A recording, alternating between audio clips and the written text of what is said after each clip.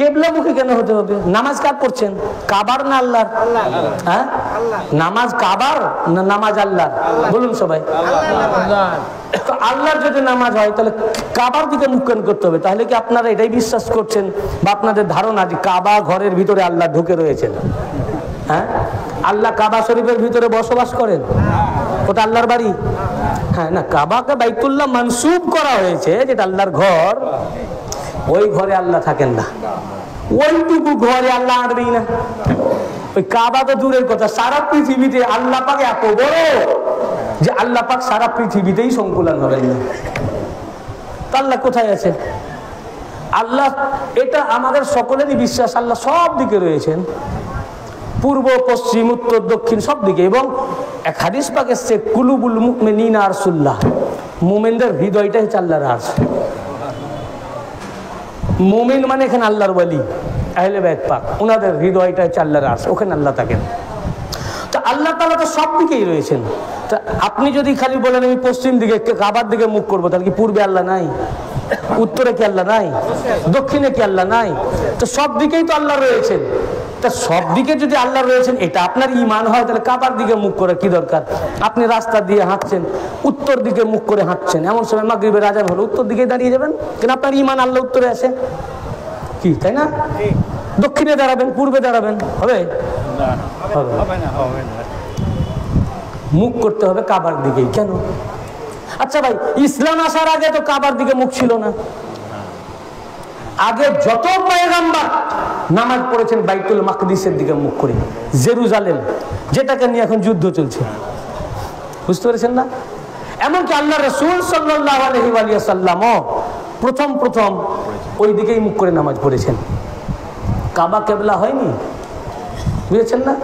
কিন্তু মক্কা শরীফে যতদিন ছিলেন ততদিন উনি এমন ভাবে দাঁড়াতেন কাবা শরীফের সামনে যে কাবা এবং বাইতুল মাকদিস দুটো এক স্ট্রেট লাইনে হতো, এইভাবে উনি দাঁড়াতেন। কিন্তু কেবলা ছিল বাইতুল মাকদিস। যখন তিনি হিজরত করে মদিনা শরীফে গেলেন, তখন দুই অপোজিট সাইড হয়ে গেল। তখন কাবা হয়ে গেল দক্ষিণ দিকে আর বাইতুল মাকদিস হয়ে গেল উত্তর দিকে।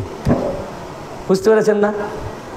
এই কাবা কিন্তু কেবলা ছিল না, বাইতুল মুকাদ্দাস কেবলা ছিল। কাবা কেবলা হয়েছে রাসূল পাকের যুগে মাওলা আলী আলাইহিস সালাম কাবার ভিতরে জন্মগ্রহণের পর। এবং রাসূল পাক সাল্লাল্লাহু আলাইহি ওয়া সাল্লাম মক্কা শরীফে যতদিন ছিলেন ততদিন এমন ভাবে বাইতুল মাকদিসের দিকে দাঁড়াতেন যে বাইতুল মাকদিসের কাবা এক লাইনে হতো। কিন্তু মদিনা শরীফে যখন গেলেন তখন তার এক লাইন নাই।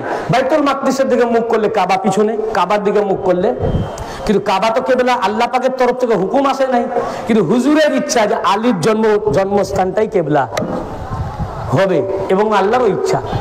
তো তিনি, যারা হজে গেছেন, এখানে হাজী সাহেব থাকলে জানবেন, আল্লাহ রাসূল নামাজে দাঁড়ালেন, ওটা এখন হয়ে গেছে যেখানে দাঁড়ালেন ওটাকে বলা হয় মসজিদে কিবলাতাইন, নামাজের মধ্যে কিবলা পরিবর্তন। তো আল্লাহ রাসূল সাল্লাল্লাহু আলাইহি ওয়াসাল্লাম যেহেতু হুকুম আসেনি কাবার দিকে, উনি বাইতুল মুকাদ্দাসের দিকে মুখ করে, মানে উত্তর দিকে, ওটা উত্তরে কেবলা, মুখ করে দাঁড়ালেন। তো দক্ষিণে হচ্ছে তার পিছন দিকটা হয়ে গেছে কাবা শরীফ।